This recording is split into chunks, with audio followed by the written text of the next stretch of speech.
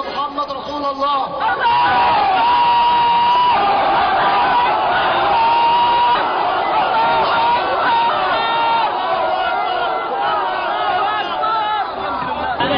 قدامكم مستعد للمساءلة القانونية دلوقتي، مستعد للمساءلة القانونية واتحدث دلوقتي على الكلام اللي انا بقوله. انا كنت محتجز في الدين 7 سنين ومستعد للمساءلة القانونية ومستعد دلوقتي لاي مساءلة من اي جهة حكومية. انا كنت محتجز من الدين 7 سنين وطلعت. الصليب لسه على يدي ما جبتوهوش.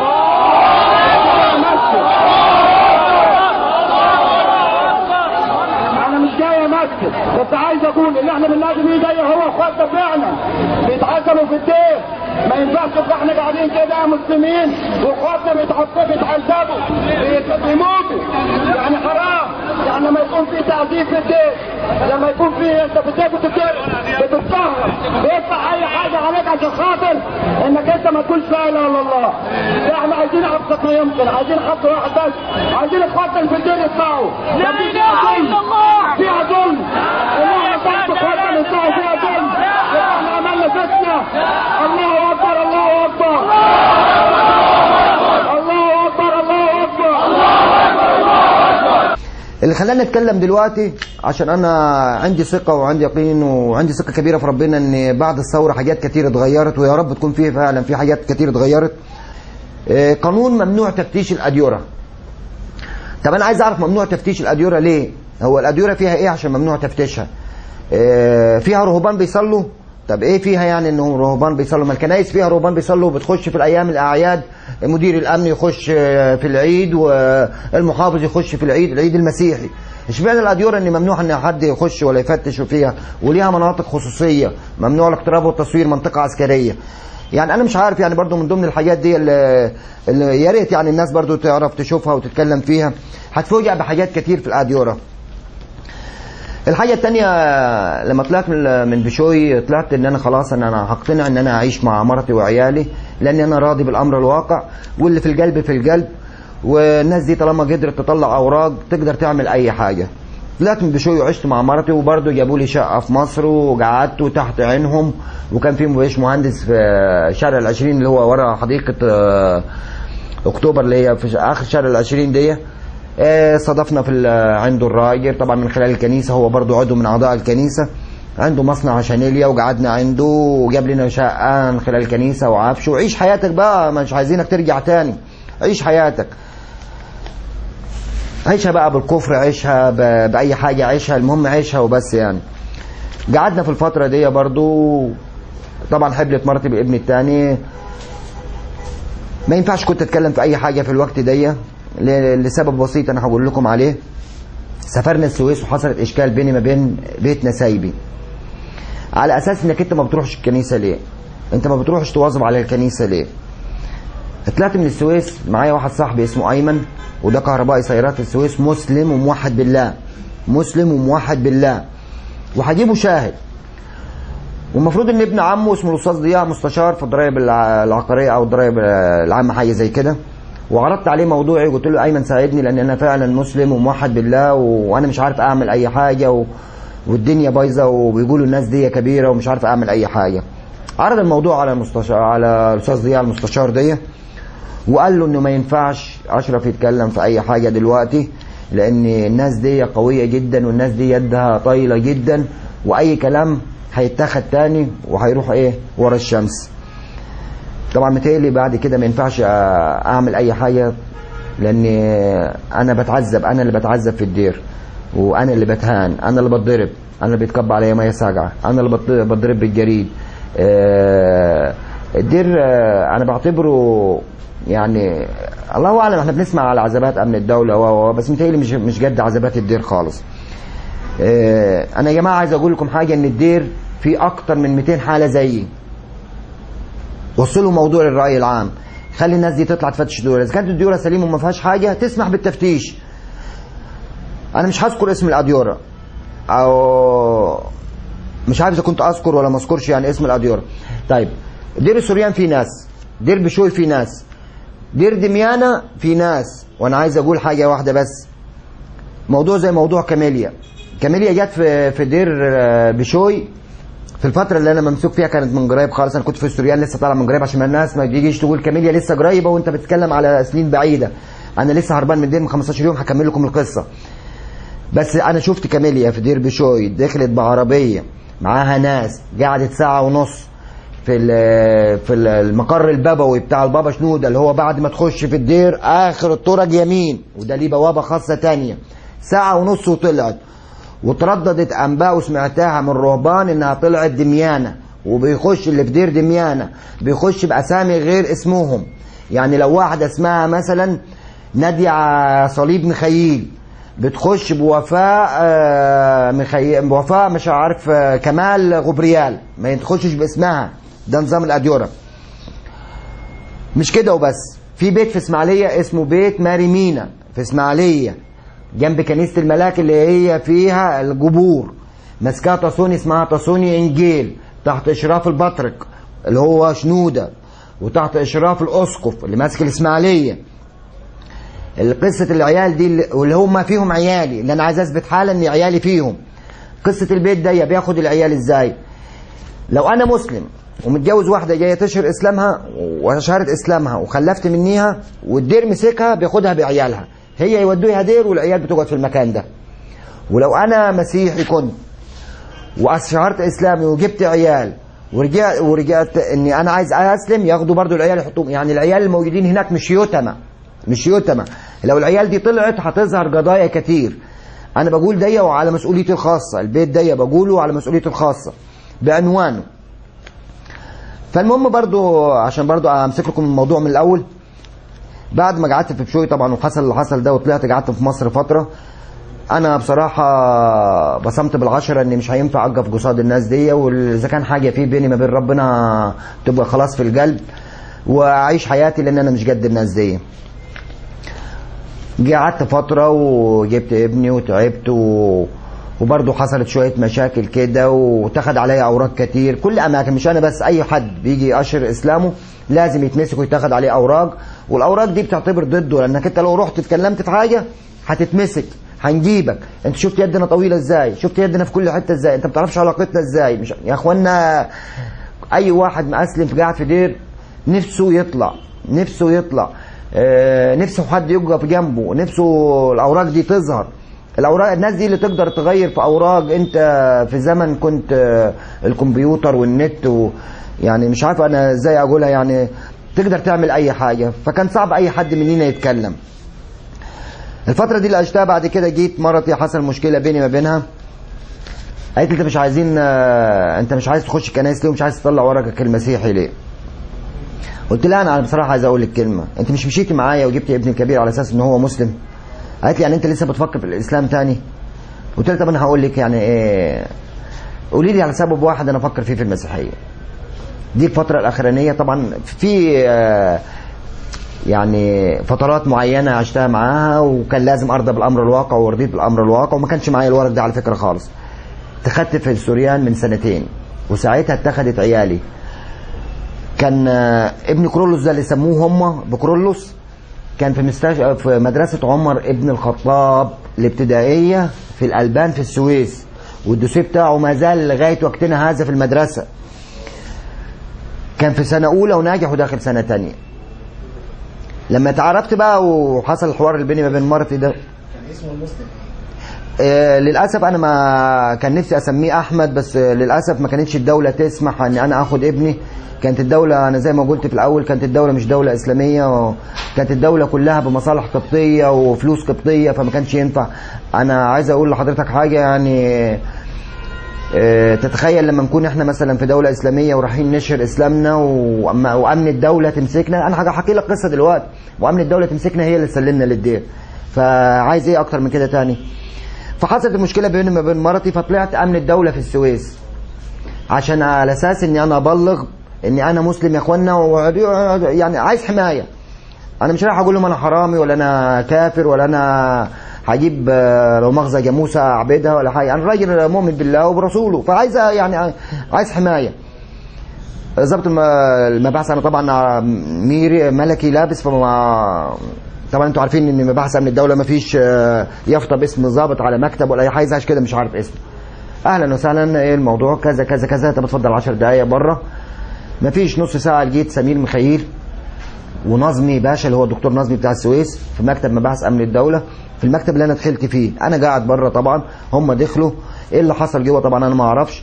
ندهولي لقيت الضابط طبعا مش عارف انا يعني شتيمه وسخه مش هينفع اقولها عشان الناس ما يجرحهاش في بيوتها، بس اوسخ من شتيمه واتضربت. وتعرف يا ابن كذا، لو رحت اي جسم ولا رحت اي حته تتكلم الكلام ده والمصحف احنا اول وبالمصحف الضابط اللي بيقول بيحلف بالمصحف، يعني راجل مسلم بيحلف بالمصحف انك انت لو قلت الكلام ده او رحت اشتكيت في اي حته انا هعتق لك وانا اضربك بالنار وما اخدش فيك دقيقه. تتخيل لما واحد بيحصل فيه كده عايزين يعمل ايه؟ لازم نسكت، لازم نسكت عشان ما لقيناش حد يقف جنبينا. طلعت بقى ورضيت بالامر الواقع وسكت وعشت بقى. عشت بس انا عايش عيشه، يعني في ناس في السويس كتير مسلمين هجيبهم شهاد ان هم عارفين كويس جدا ان انا عايش مسلم، عايش مسلم مش عايش مسيحي. بس ما ينفعش اتكلم خلاص، يعني اكتر جهه او اكتر جهاز ممكن اتكلم فيه يجيب لي حق هو امن الدوله، وامن الدوله هو اللي بيسلمني. طلعت من اول الدوله على الدير الفتره اللي انا عشتها الاخرانيه دي في دير السوريان. طبعا في دير السوريان قعدت برضو بهدله ومشاكل جامده والمفروض ان انا اسكت والمفروض ان انا ما اتكلمش، ورضينا بالحل لغايه ما حصل الثوره العظيمه اللي حصلت في البلد. طبعا الحكومه مشيت والداخليه مشيت من قدام الاديره، فكان في هرجله شديد في الاديره.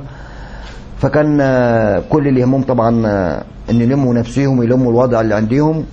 نزل قرار من المحكمه الدستوريه العليا ان اي واحد مسيحي مشهر اسلامه ويرجع للمسيحيه يروح يطلع اوراقه عاليه عادي جدا. والقرار ده نازل في المحكمه وطبعا كله عارفه.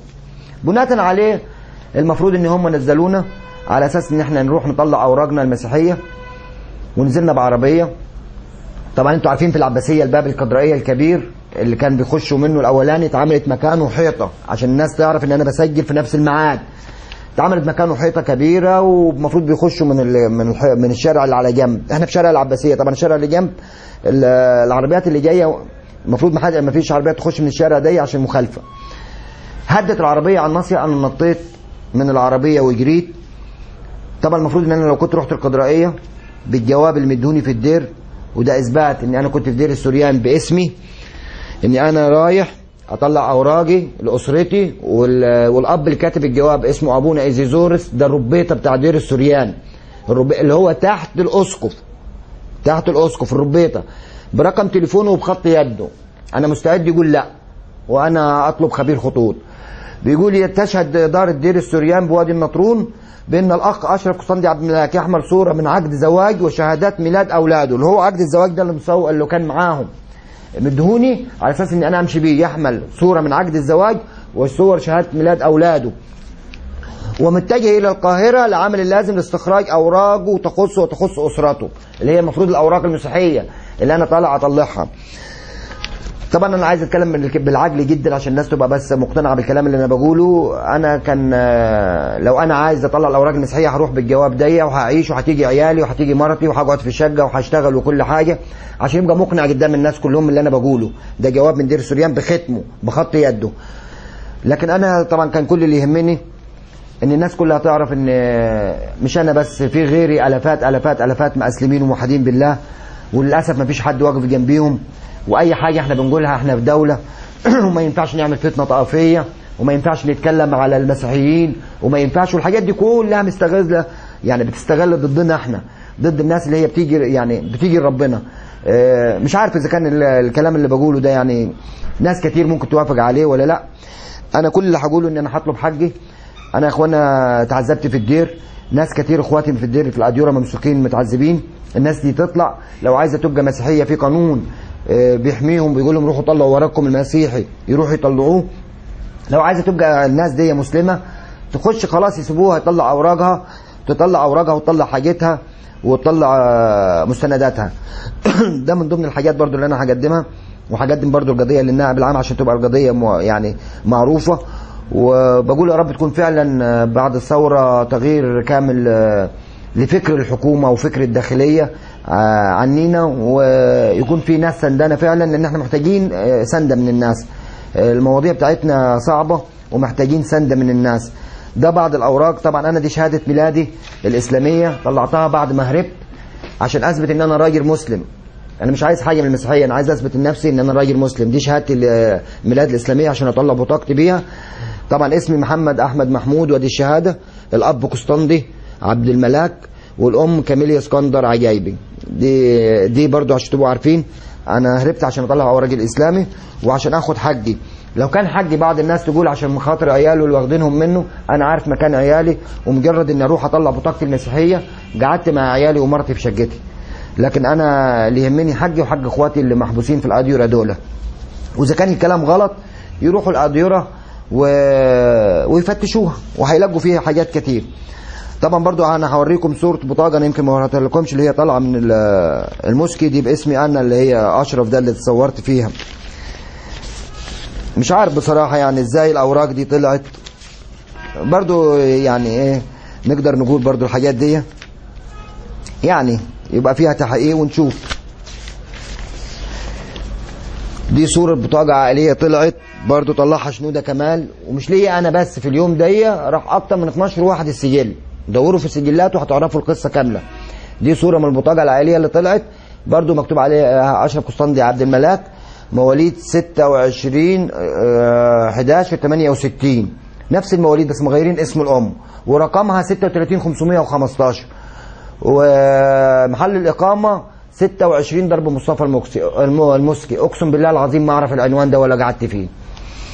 دي من ضمن الحاجات برضو اللي انا عايز اتكلم عليها. طبعا انا برضو عشان تبقى الناس عارفة، ممكن يكون ظهر الصليب اللي في يدي انا وبتكلم. انا عايز اقول ان انا لما اسلمت كنت عملت 3 عمليات في يدي. دي كانت عملية كبيرة، مش عارف انا عشان بس المايك يعني يا ريت تشوفوها العملية دي او الصور دي. كان في صورة صليب، كنت عامل صليب كبير كده لما كنت مسيحي. لما جيت اسلمت اول مرة عملت عملية، يا ريت برضو ايه تبان، مش عارف اذا كان عملت عملية برضو بين الغرز بتاعتها والحاجة دي. شلت الصليب. انا مش عارف اذا كان ممكن اقلع الجاكيت وامسك المايك في يدي، ممكن مش عارف يعني.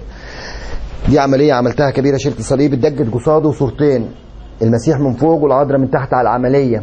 العملية بين الغرز بتاعتها. وفي عملية هنا في يدي هتبان اكتر واكتر.